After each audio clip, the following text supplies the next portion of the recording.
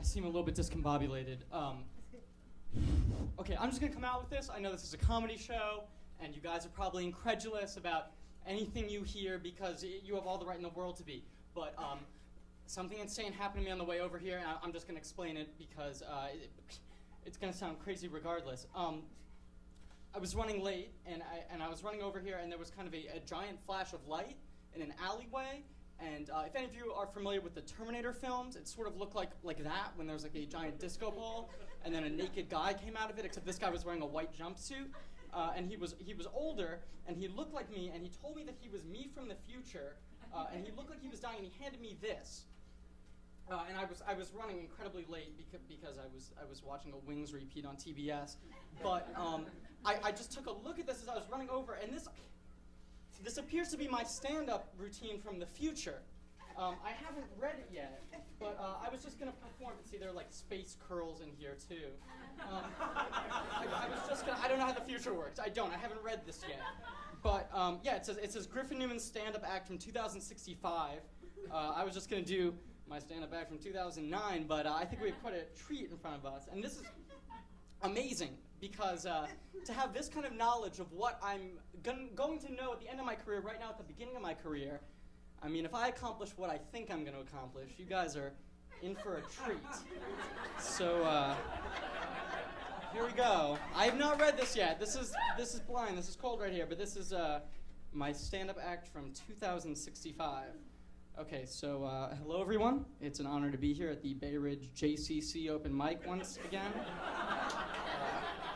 It's nice, actually, because I always hoped that when I got very famous, I wouldn't be too big to play at like a humble gig like that. Let's see, but back to the material. But seriously, I never get tired of playing here.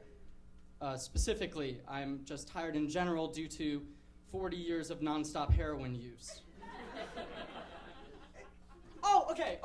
No, I got what this is. I like to do these bits sometimes that are just about me kind of like alienating the audience by getting really, really dark and personal, making up like very depressing stories, but disguising it under the guise of comedy. So that's what I'm doing. I'm still doing that in the future. When I'm making jokes about me doing heroin, I'm actually doing heroin. Okay, what is the next line here? You know, when I was younger, I used to do these bits where I would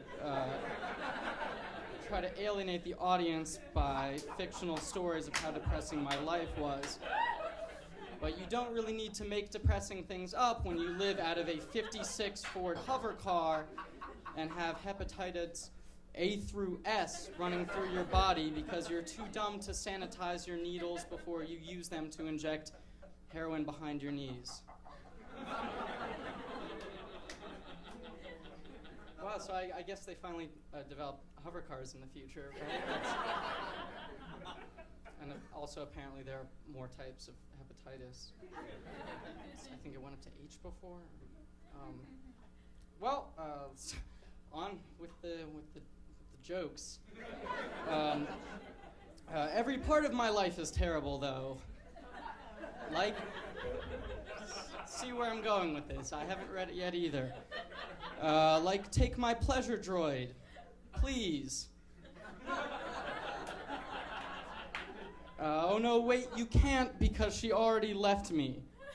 That's right, my 6X series pleasure droid, which was programmed to only respond to my DNA, somehow overrode its programming so it could abandon and betray me. That's how pathetic I am. Well, but a pleasure droid sounds like that's probably an expensive device, so I must be successful in some respect, right?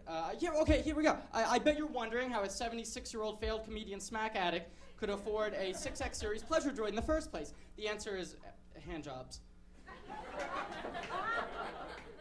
Thousands and thousands of anonymous hand jobs for pocket cash. Rough, grimy, back alley hand jobs. Okay, I'm not going to read this anymore.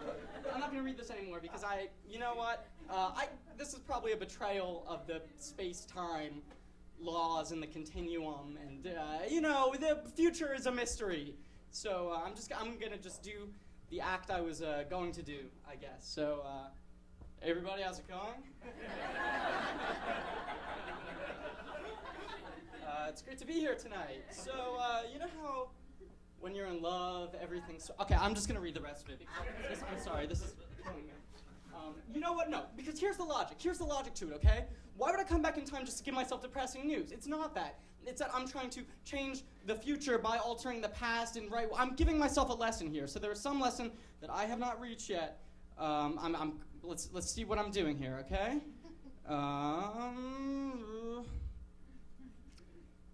So in conclusion, I hate myself, and my life has been an utter failure ever since I dropped out of college to try to make it in comedy. My life has just been unrelenting misery. I would say that was the biggest mistake of my life, but it has stiff competition with everything else I've done in the last 56 years of my life, including investing all my money in self-cleaning toilet paper technology and having sex with a dog. The only good idea I've had in that time is to use a time machine to go back to when I was just starting out in comedy, shoot myself in the stomach, and then deliver the young version of myself a copy of my stand-up routine, because if he heard what I'm saying to you right now, he would obviously abandon all dreams of making it in comedy and go back to college, except I don't have the balls to do it because in addition to being a loser, a failure, and a homeless heroin addict, I'm also a giant, miserable, unrelenting coward. I hate myself, I hate my life, fuck me. I'm Griffin Newman, you've been a great audience. If anyone wants a hand job, I'll be, okay.